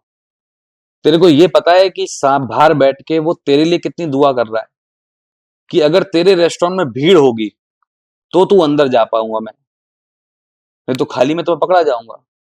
तो बाहर बैठ के वो तेरे लिए इतनी दुआ कर रहा है इनडायरेक्टली कि भगवान इसके रेस्टोरेंट में इतनी भीड़ कर ताकि मैं पकड़ा ना जाऊं। तो वो जो इनडायरेक्ट यूनिवर्स घूमता है ना, वो मेरे को बड़ा अच्छा लगता है, एक रिवर्स कैलकुलेशन देता है मुझे लाइफ में। एक आज अगर किसी के मन में है फ्री फूड की इंटेंशन, तो क्या हो जाएगा, कितनी बार फ्री फूड ले लेगा? क्या वो दोबारा आएगा कल फ्री फूड लेने? 3 बार तो नहीं आ सकता, वो चौथी बार नहीं आ सकता, पकड़ा ही जाएगा ना। बट ठीक है, वो उसका कर्म है। मेरे पास अगर भगवान ने मेरे को अगर एक दिन में 5,000 डिश बेच रहा है, 2,000 डिश बेच रही है, 1,100 डिश बेच रही है, उसमें से एक चीज अगर किसी की ऐसी थिंकिंग से चली जाएगी, कोई फर्क नहीं पड़ता। तो वो जो मैंने आपको कहानी बताई है ना, तो वो एक स्टोरी है समझने की कि बहुत ज्यादा किसी चीज पे ध्यान नहीं देना चाहिए। ज्यादा किसी चीज पे ध्यान दोगे ना, तो चीजें कहीं और खराब हो रही है। तो मेरी सोच है। कंपनी में जगह है मेरे लिए। टेक्नोलॉजी को कैसे इंटीग्रेट कर रहे हो रेस्टोरेंटिंग में आजकल? टेक्नोलॉजी आने वाले समय में टेक्नोलॉजी है और कुछ है नहीं अभी। आज भी मतलब हम एंटर तो हो ही चुके हैं उस एरा में। Correct. ये जो ग्लोबल एक्सेप्टेंस भी हो रही है आजकल रीजनल फूड की, इंडियन फूड की, फिर वो कोई से भी जॉनर से आता है, तो ग्लोबली कैसे आप अपने आप को पोजीशनिंग कर रहे हो? कैसे उसकी स्ट्रेटेजी है, या फिर कि कितना आपको स्कोप लगता है? देखिए, स्कोप आज की डेट में ना, इंडियन फूड सबसे टॉप पे है। अभी आपने एक स्टोरी सुनी होगी, वर्ल्ड में सबसे फेमस ब्रेड गार्लिक नान हुआ है। This is the latest Indian originated. Indian origin, ठीक है। तो इंडियन फूड ना बहुत बहुत एक्सपेंड हो रहा है। अब उसके पीछे रीजन भी है, क्योंकि हमारे इंडिया की जनता बाहर ग्लोबली बहुत एक्सपेंड हो रही है। ठीक है, तो ये शुरू होते हैं ऐसी से कि ये ऐसा आंसर देंगे, लॉजिक ऐसा दे देंगे। तो नहीं, हर चीज के पीछे लॉजिक है ऋषभ भाई। अगर लॉजिक नहीं होगा तो धंधा नहीं बनेगा। आपकी बातें बिल्कुल कपड़ों की तरह है, हाँ। ब्लैक भी और व्हाइट भी। तो लॉजिक में सिंपल सा है कि अगर आज आपने कोई गैप क्रिएट किया, तो गैप क्रिएट किया है तो वो फुलफिल भी होगा। और वो जो गैप क्रिएट हो रहा है वो हम नहीं कर रहे हैं, वो जनता अपने आप गैप क्रिएट कर रही है। क्योंकि उसके बाद आज मैंने एक चीज सोची कि यार अभी मैं दुबई में था कुछ दिन पहले, तो मैं हल्दीराम में बैठा हुआ था। बुर दुबई करके जगह है, वहां पर हल्दीराम अभी नेक्स्ट ओपन हुआ है, and I am a big fan of Haldiram. अगर मैं किसी का फैन हूं इस इंडस्ट्री में, तो मैं हल्दीराम का फैन। ऐसा क्या अच्छा लगता है उसमें? अच्छा कुछ नहीं लगता, अच्छा और खाने की बात नहीं है, वो वेजिटेरियन है प्रॉपर। मैं इस टाइम इंग्रेडिएंट और प्रोडक्ट की बात नहीं कर रहा हूँ, मैं बात कर रहा हूँ बिजनेस की। कि मुझे उनका स्टाइल ऑफ बिजनेस बहुत पसंद आता है, उनका काम करने का तरीका, उनकी सप्लाई चेन, उनकी स्ट्रैटेजी, उनके स्टोर ओपनिंग स्टाइल, फाउंडर का विजन, बाबूजी का विजन, ये सब चीजें, उनकी किताबें जो बुक्स लिखी हैं, जो उनकी स्टडी है। अगर आज किसी को अगर अपने रेस्टोरेंट या अपनी इंडस्ट्री को अगर बढ़ाना है, तो सिर्फ हल्दीराम से सीखे। क्योंकि वो एक ऐसा कंपनी है जिसने वो ही नीचे से उठी है और वो आज यहाँ पर है, इतने 1,000 करोड़ की कंपनी बन चुकी है। तो वो ऐसे नहीं बनी, और अपने कॉम्पिटिटर के साथ चलते चलते चलते बनी। कितने कॉम्पिटिटर्स आए, कितने चले गए, आप भी जानते हैं, बट उसने अपना ऑरा आज तक क्रिएट रखा और रखेगा भी वो। तो वो वहां से मेरे को वो चीज सीखने को मिली कि जब मैं उस हल्दीराम में अभी बैठ रहा था, ये 15-20 दिन पहले की बात है, मैंने अपनी आंखों से ना लाइन लगती हुई देखी। जैसे आप मंगोलियन बेकरी पर लाइन देख रहे हैं ना गुड़गांव में, तो मैं उस टाइम इतना प्राउड फील कर रहा था कि यार ये हल्दीराम पे जो लाइन लगी है ना आज, ये सेम मंगोलियन बेकरी की रील तो वायरल हो रही है, हमारे हल्दीराम की रील इंडिया की क्यों नहीं वायरल हो रही है बाहर? और मंगोलियन बेकरी तो न्यूयॉर्क यूएसए का ब्रांड है, इसलिए शायद हमारे यहाँ वायरल हो रही है। बट वहां की वीडियो यहाँ क्यों नहीं वायरल हो रही कि हल्दीराम के भी बाहर इतनी लाइन लगी है? तो जो क्यूजन एक्सचेंज है ना, जो वहां का क्यूजन यहाँ आ रहा है, लोग बहुत पसंद कर रहे हैं वेस्टर्न को। ठीक है, पसंद करो, सबकी अपनी अपनी इच्छा है। बट वो सेम कैटेगरी वहां पर जब जा रही है, तो वो एक अलग उसमें जा रही है। जब वो लाइन लग के देखी, तो मैंने देखा यार यहाँ तो बहुत डिमांड है, और दुबई में तो ऑलरेडी इंडियन इतने सारे हैं, सब लोग हैं। बट वो डिमांड इतनी क्रिएट थी कि वाकई में उस लाइन को देख के लग रहा था कि लोगों को कितनी जरूरत है इस चीज की। बट काबिले तारीफ इस बात की यह है कि जब मैंने उसका खाना खाया, तो मुझे लगा ही नहीं कि मैं दिल्ली से बाहर बैठा हूं। That's a consistency, that's a supply chain, that's a vision of the founder. तो इसलिए ग्लोबल डिमांड बहुत है। तो हम क्या एक्सपेक्ट करें, कहाँ पे खुल रहा है ग्लोबल? ऑब्वियसली दुबई खुल रहा है, ठीक है, लंदन खुल रहा है, सिंगापुर खुल रहा है, ये 3 जगह से हम स्टार्ट कर रहे हैं। क्योंकि वहां डिमांड है। पासपोर्ट निकल। आपका ड्रीम रेस्टोरेंट खुल चुका है या आपने कुछ, मतलब एक हर एक का एक फैसिनेशन होता है कि कोई बॉलीवुड एक्टर है तो उसकी एक मूवी का होता है कि कोई कहानी ऐसी मिले और मेरा रोल ऐसा हो। आप कर रहे हो, अच्छा कर रहे हो, सब कुछ है, पर हर चीज के साथ एक लिमिटेशन होती है हर एक करेक्ट, की। कभी स्पेस की होती है, कभी बजट की होती है, बड़ी करेक्ट, इंपॉर्टेंट चीज है। तो करेक्ट। इसमें वो नहीं है कि हम ये कर रहे हैं तो इसमें हमारे पास इतना कम है या वो है।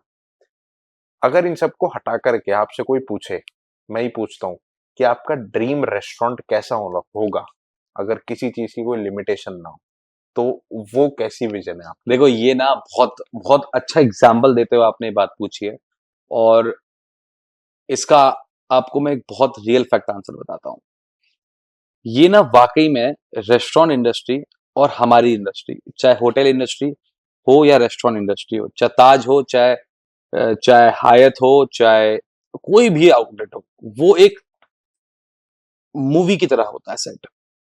ठीक है, आज अगर मैं 6,000 फुट की प्रॉपर्टी बना रहा हूँ या 10,000 फुट की प्रॉपर्टी बना रहा हूँ, तो वो 6 महीने में बनता है। वो 6 मंथ्स में ना उसके पीछे बहुत सारी टीम लगती है, डिजाइनर, आर्किटेक्ट, हॉर्टिकल्चर की टीम, ये टीम, एमईपी टीम, सारी टीम, सब कुछ उस पर लग जाती है। मेरे विजन, सारे विजन, सब कुछ लगे होते हैं उस पर, ये ऐसा होगा, ये वैसा होगा, फिर बीच में प्रॉब्लम आती है। तो वो एक सेट की तरह होता है। आज आप कोई मूवी पे करने जाते हो तो डायरेक्टर हमेशा एक सेट बनाता है। वो सेट बनाता है, आप देखते हो कि अरे यार इसने तो इतना बड़ा सेट बना दिया यहाँ पे। फिर वो उस पर एक्टिंग होती है, फिर मूवी आती है, रिलीज होती है। अब वो डिपेंड करता है मूवी चले या नहीं चले। तो रेस्टोरेंट भी ना अपने आप में एक मूवी सेट की तरह, एक डायरेक्टर की सोच की तरह है। अगर आज मैं 6,000 फुट का रेस्टोरेंट बना रहा हूं, इतना सुंदर बना रहा हूं, ये बनाने की कोशिश कर रहा हूं, 50 फीट की रेस्टोरेंट की हाइट को लेके बना रहा हूं, मैं इसमें इतना सुंदर बनाऊंगा, बट क्या अगर जनता ने पसंद नहीं किया तो वो पहले दिन से फेल है। और 99% रेस्टोरेंट अगर शुरू के 2 महीने नहीं चले ना, तो फिर कभी नहीं चल पाते। कोई पिक्चर अगर पर्दे पे नहीं चली ना, तो जरूरी नहीं कि वो ओटीटी पे भी चल जाए। हम्म। तो ये बहुत कुछ एग्जाम्पल्स लॉजिकली बड़े फैक्ट हैं। हर डायरेक्टर हमेशा ये सोचता है कि यार मैंने तो अपने हिसाब से मूवी बहुत अच्छी बनाई थी, और मैं भी ये सोचता हूँ कि यार ये रेस्टोरेंट में मैंने क्या कमी छोड़ी, सब तो मैंने अच्छे से बनाया, उल्टा ज्यादा पैसा लगा दिया पिछले वाले से। बट कहीं होता ना ही है। बट कहीं ना कहीं वो कमी रह जाती है, हम्म। कहीं ना कहीं वो चीजें लैक आ जाता है, जहां पब्लिक को वो चीज पसंद नहीं आती है। हम्म। तो इसलिए ये एक मूवी की तरह है। हम्म। पसंद आई, लोगों ने करी, चली तो चली, नहीं चली तो नहीं चली। कारीगरी से हटके अगर आपको सेम जॉनर की डिश खानी हो तो आपके प्रेफरेबल रेस्टोरेंट्स या कोई प्लेसेस कौन सी हैं? कारीगरी से हटके। हटके हाँ, अगर आपको कहीं नॉर्थ इंडियन फूड ही कंज्यूम करना हो या जाना हो तो देखिए, फिर? नॉर्थ इंडियन में ना मेरा कोई पर्टिकुलर रेस्टोरेंट नहीं है ठीक है। कि मैं जहां पे जाके एक खाऊं मतलब और कोई मुझे भी जॉइंट या आउटलेट या कुछ भी आप? मुझे मुझे पसंद आता है कुछ कुछ पुराने लोग जिसकी ये चीज फेमस है। जैसे? जैसे पहले फॉर एग्जांपल अंबाले वाला चिकन था, हम्म। तो अंबाला में जो चिकन था वो मुझे पहले पसंद बहुत आता था। कुछ साल तक मुझे वो बड़ा अट्रैक्ट करा उसने मुझे, कि मैं अगर मुझे चिकन करी खानी है तो मुझे वहीं पे खानी है, या मुझे कुछ भी एक ऐसी गलौटी खानी है तो मुझे लखनऊ वाली खानी है। यस, बिरयानी खानी है तो obvious I choose prefer Gulati.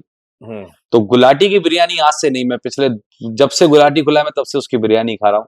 और वो मेरे घर से बहुत दूर है, बट तब भी मैं वो बिरयानी उनकी वेबसाइट से पहले, आज से 8 साल पहले, 7 8 9 साल पहले भी मैं उनकी वेबसाइट से, और वाकई में उनसे जब सीखने को मिलता है बहुत कुछ, क्योंकि उनकी कुछ वाकई में डिश ऐसी हैं जो लेजेंडरी है, जिसमें से वन ऑफ द बिरयानी है। तो बिरयानी मुझे गुलाटी की बहुत अच्छी लगती है। तो ऐसे कई कई बहुत सारे जॉइंट्स हैं जहां मुझे पसंद है।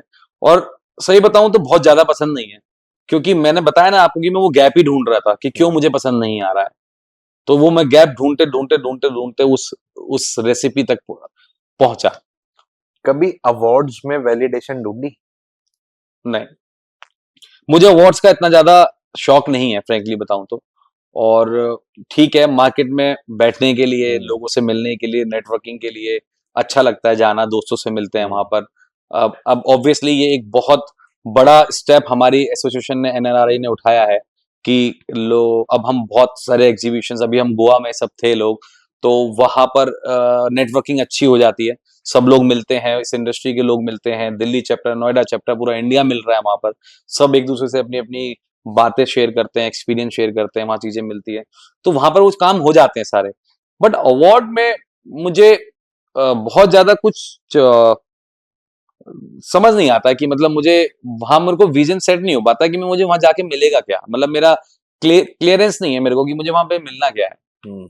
तो मैं बहुत ज्यादा पसंद नहीं करता अवार्ड वाली कैटेगरी में कि जाऊं और करूं, तो वो मुझे थोड़ा सा बैक में अच्छा लगता है।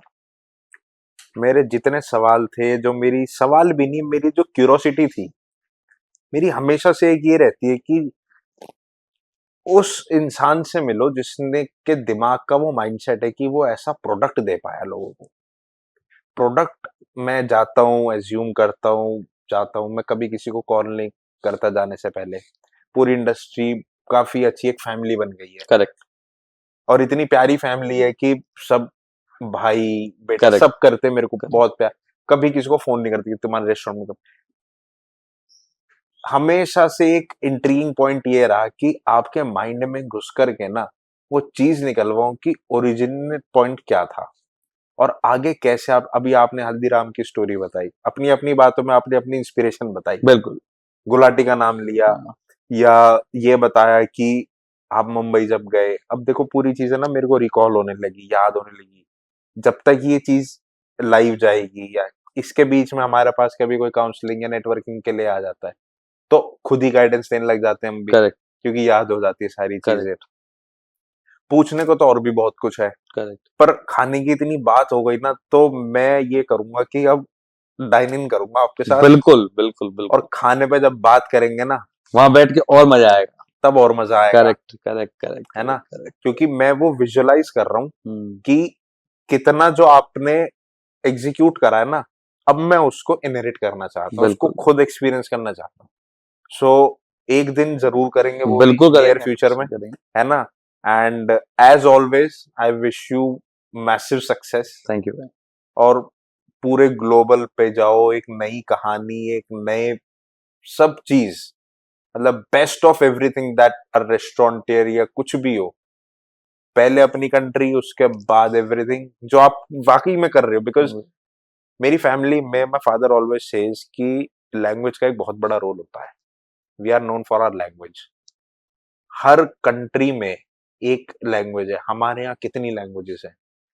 तो ये जो आपने हिंदी नाम रखा है ना, खाना भी बहुत बाद में, हम लोग तो उसी के थोड़े वो रहते हैं कि भाई थोड़ा सा ना एक अपना कल्चर, और ये करेक्ट बाहर भी जाएगा इंडिया से तो कारीगरी ही जाएगा। Correct. So on that note, thank you very much for thank you being भाई। On the show, and wishing you massive success all around. And जल्दी मिलते हैं, जल्दी मिलते हैं, टेबल पे मिलते हैं। टेबल पे मिलते हैं जरूर, और टेबल करेक्ट। पूरी होनी चाहिए। 100%, 100%। ऐसा कोई खाना नहीं है जो जिसकी बातें नहीं होंगी। बिल्कुल, मैं तो बेला चमी से लेके और मिर्ची के हलवे तक। और जो गैप मैंने आपको बताया ना कि वो जो हम्म, गैप मैं ढूंढ रहा था हम्म, करीज का, खाने का, वो गैप आपको भी समझ में वहां पर आएगा। हम्म। हालांकि आपने अपने हिसाब से ले लिया होगा, पर जब मेरे मेरे विजन से और मेरी नहीं, मैं ले उससे, नहीं पाया। हाँ, देखो मैं बताता हूँ क्या है, मजाक से हटके आप जो बताना चाह रहे हो ना, वो मैं एक्सपीरियंस करना चाह रहा हूँ। वो है ही एक्सपीरियंस की चीज ना, वो बताने की चीज है ही नहीं। हम्म। वो एक कितना अपने मुंह से मैं क्या अब आपको चीज याद दिला दूंगा, ठीक है, याद दिला दूंगा तो माउथ वाटरिंग हो जाएगी आपकी, तो वो वो हो कोई चुकी फायदा है, कैसे बताएं। नहीं। चलो, ठीक, thank you so much. Thank you thank you so so much much. Rishabh भाई, thank you, nice to meet you.